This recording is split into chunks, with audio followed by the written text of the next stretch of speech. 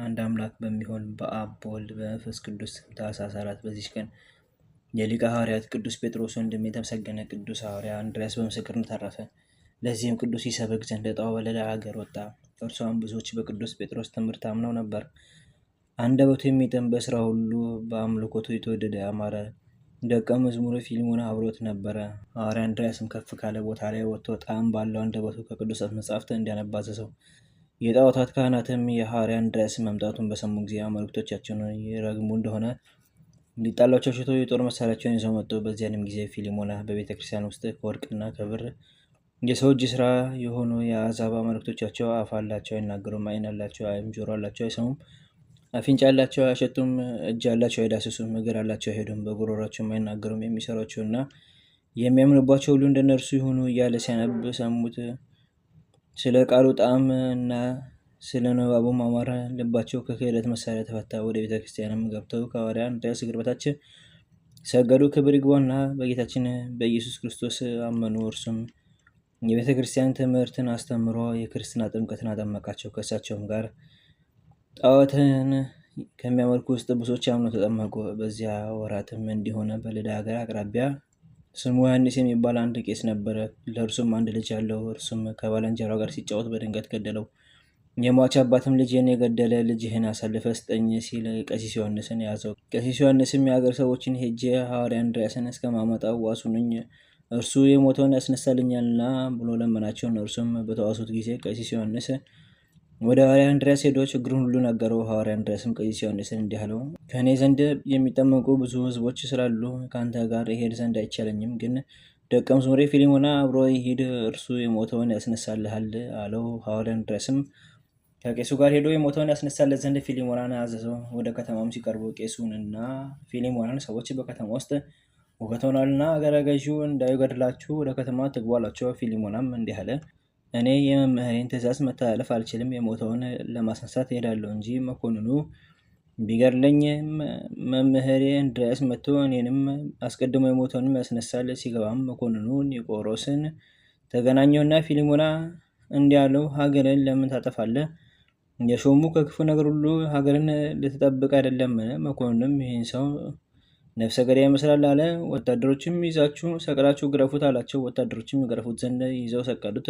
ፊልሞናም ኒቆሮስ የተባለው መኮንንን እንዲህ አለው፣ የበደልኩህ በደል ሳይኖር ለምን ሰቅለህ ትገርፈኛለህ?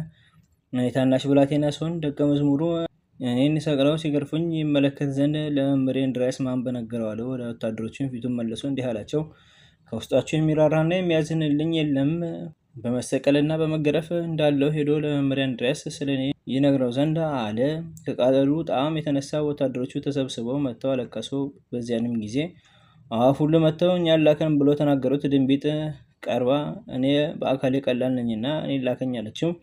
አንቺ አመንዝራ ነሽ፣ ከወገንሽ በመንገድ አንዱን ያገኘሽ እንደሆነ ከእርሱ ጋር ትጫወቻለሽ፣ ፈጥነሽ አትመለሽም አላት። ከዚህ በኋላ ቁራ ቀርቦ እኔን ላከኝ አለው። ፊልሞናም እንዲህ አለው፣ አንተም በቀድሞ ዘመን በተላከ ጊዜ ለአባታችን ኖህ የመልእክቱን መልስ አልመለስክለትም አለው። ፊልሞና ግን ርግብን ጠርቶ እንዲህ አላት፣ እግዚአብሔር የዋሂት ብሎ ስም ያወጣልሽ ከአዋፍ ሁሉ የተመረጥሽ ወገን አንቺ ለአባታችን ኖህ በመርከብ ውስጥ ሳለ መልካም ዜና አድርሰሽለታልና አባታችንን ጻድቅ ኖህም ባርኮሻልና አሁንም ወደ ልዳ ከተማ ወደ መምህሬ እንድርያስ ሄደሽ ንገሪው፣ ሰቅለው እየገረፉኝ ነውና ወደ እኔ ወደ ደቀ መዝሙሩ ፊልሞና ይመጣ ዘንድ። በዚያንም ጊዜ ርግብ ሄዳ ለሐዋርያ እንድርያስ ነግራ የመልእክቱን መልስ ይዛ ተመለሰች።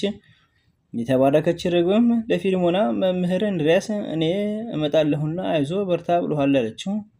በዚያንም ጊዜ ርግብ በሰው ቋንቋ ለፊልሞና ስትነግረው ኒቆሮስ መኮንን ሰማት፣ እጅግም አደነቀ። ፈጥኖ ተነስቶም ራሱ በእጁ ፊልሞናን ፈቶ ከተሰቀለበት አወረደው። ክብር ይግባውና በጌታችን ኢየሱስ ክርስቶስ ስም አመነ። ሰይጣን ግን ቀና፣ በመኮንኑ ሚስት ልቦና አድሮ አሳበዳት፣ ልጇን ገደለች። አገልጋዮቹም ሄደው የሆነውን ሁሉ ለመኮንኑ ነገሩት። ፊልሞናም አትፍራ፣ አይዞህ አለው። ከዚህም በኋላ ርግብን ጠርቶ ወደ መኮንኑ ቤት ሂጂ፣ እንዳይሸበሩ በጸጥታ እንዲቆዩ ነገራቸው አላት። ርግቢቱም ሄዳ ፊልሞና እንዳዘዛት ለሕዝቡ ነገረቻቸው። ሕዝቡም ርግቢቱ በሰው ቃል ስትናገር በሰሙ ጊዜ እጅግ አድንቀው ፊልሞና ወዳለበት ተሰበሰቡ። በዚያንም ጊዜ ሐዋርያ እንድርያስ ደረሰ። አስቀድሞ የሞተውን ያስነሳው ዘንድ ደቀ መዝሙሩ ፊልሞናን አዘዘው። እርሱም ክብር ይግባውና ወደ ጌታችን በመጸለይ ከሞት አስነሳው። ሁለተኛም ወደ መኮንኑ ቤት ሄዱ። ሐዋርያ እንድርያስም የመኮንኑን ልጅ እናቱ የገደለችውን አስነሳው።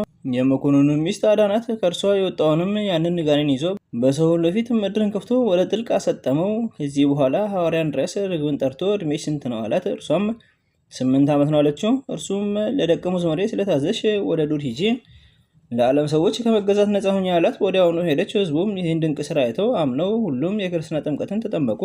ከዚህም በኋላ ከእርሳቸው ዘንድ ወጥቶ አክራድ፣ አክሲስ፣ አክሳሲያ፣ ሴኔፎሮስም ወደ ተባሉ ሀገሮች ሄዶ አስተማረ። ከሐዋርያ በርተሎሜዎስ ጋር ተገናኝቶ ጋስሪኖስ ወደሚባል ሀገር በአንድነት ሄዱ። የሀገር ሰዎች እግዚአብሔርን ወደ ማወቅ እስከተመለሱ ድረስ ረዳት ከተደረገላቸው ገጸ ከልብ ጋር ገብተው ወንጌልን ሰበኩ፣ ድንቅም ተአምር አደረጉ። ከዚህ በኋላ ሐዋርያ እንድርያስ ወደ ሌሎች ሀገር ሄዶ አስተማረ። በፍጻሜውም ወደ አንዲት ሀገር ገብቶ ቅዱስ ወንጌልን ሰበከ። የዚያች ሀገር ሰዎች ግን እጅግ የከፉ ስለሆኑ ትምህርቱን አልተቀበሉትም።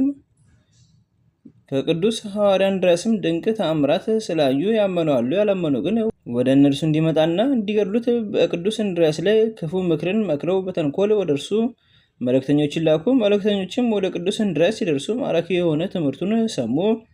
ፊቱንም ብርሃን ሆኖ አዩትና ክብር ይግባውና በጌታችን አመኑ። ደቀ መዝሙሮችም ሆኑት። ወደ ላኳቸውም አልተመለሱም። ሁለተኛም በእሳት ሊያቃጥሉት ተማከሩና ተሰብስበው ወደ እርሱ ሄዱ። እርሱ ግን የልባችሁን ክፋት ትታችሁ ትድኑ ዘንድ ክብር ይግባውና በጌታችን በኢየሱስ ክርስቶስ እመኑ። ይህ ካልሆነ ግን ለእኔ ያላችሁት እቺ እሳት እናንተን ትበላለች አላቸው። ቃሉን ባልሰሙ ጊዜ ከሰማይ እሳት ወርዳ እንድታቃጥላቸው ክብር ይግባውና ጌታችንን ለመነው። ወዲያውኑ እሳት ወርዳ አቃጠለቻቸው። በዚያች ሀገር አውራጃዎች ሁሉ ዜናው ተሰማ። እጅግም ፈርተው ብዙዎች ክብር ይግባውና በጌታችን በኢየሱስ ክርስቶስ አመኑ። የጣዖታት አገልጋዮች ግን ይህን ሁሉ ድንቅ ተአምራት አይተው አላመኑም። ቅዱስ ሐዋርያ እንድርያስን ሊገድሉት ፈለጉት እንጂ። ከዚህም በኋላ ተሰብስበው መጡና ቅዱስ ሐዋርያ እንድርያስን ይዘው ወሰዱት። ታላቅ ግርፋትንም ገርፈው በከተማ ሁሉ ራቁቱን አዝረው ከወህኒ ቤት ጨመሩት። በማግስቱም የሚሰቅሉትን ሰው ልማዳቸው እንዲሆነውና ሰውን ሊገድሉ በሚሹ ጊዜ ወስደው በእንጨት ላይ ይሰቅሉታል። እስከሚሞትም ድረስ በድንጋዮች ይወግሩታል። በዚያችም ሌሊት የተመሰገነ ሐዋርያ እንድርያስ እንደ ፊተኞቹ እሳት ወርዳ እንድትበላቸው ክብር ይግባውና ጌታችንን ክርስቶስን ለመነው። ክብር ይግባውና ጌታችን ተገለጠለትና ከዚህ ዓለም የምትለይበት ጊዜ ደርሷልና አትዘን አለው። ሰላምታም ሰጥቶት ከሱ ተሰወረ። የተመሰገነ የሐዋርያ እንድርያስም ልቦናው ፈጽሞ ደስ አላት። ንጋት በሆነ ጊዜ ወስደው በእንጨት ላይ ሰቀሉት። እስከ ሞተም ድረስ በድንጋዮች ወገሩት። አማንያን ሰዎችም መጥተው ስጋውን ወስደው ገንዘው ቀበሩት። ከእርሱም ታላላቅ የሆኑ አስደናቂዎች ታምራት ተገለጡ። ለእግዚአብሔር ምስጋና ይሁን።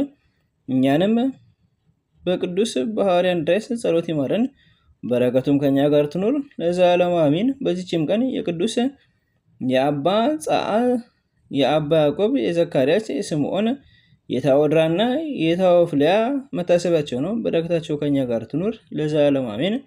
አንድ አምላክ በሚሆን በአብ በወልድ በመንፈስ ቅዱስም ታኅሳስ 5 በዚች ቀን የኪልቅዩ ልጅ ታላቅ ነቢይ ናሆም አረፈ። ዘአቅረብኩ ማኅሌተ ዘኪር አእላፈ እምለተጸምዱከ ዘልፈ ለላነበብ ተወገብ ዘኔቴ መጽሐፍ እንተለሰከ እግዚኦ ጸሪቀ ምሩት ወኩፈ መላቡ ኡላን ዘተርፈ ነቢያት ቅዱሳን ሐዋርያት ሰባኪያን ሰማዕታት ወጻድቃን ደናግል አዲ ወመነኮሳት ይራን ባርኮ በዘቲ መካን እስካደገሊ ቆኖስ ሕፃን ለጻፈው በክርታስ ወለዛ ጻፈውን ዘደስ ወለዛ አምቦ ሰርጎም ሳዲስ ወለሰማ ቃሎ በስነፈስ በጸሎተሙ ማርያም አረቂታ ኩሉ እንባ ስውር የማረን ኢየሱስ ክርስቶስ በቅዱሳኑ ጸሎት ጠብቀን በረከታቸውን ከኛ ጋር ትኖር። ኦ አምላክን በከምርት ዋኮ በከመሰና አቡነ ዘበሰማያት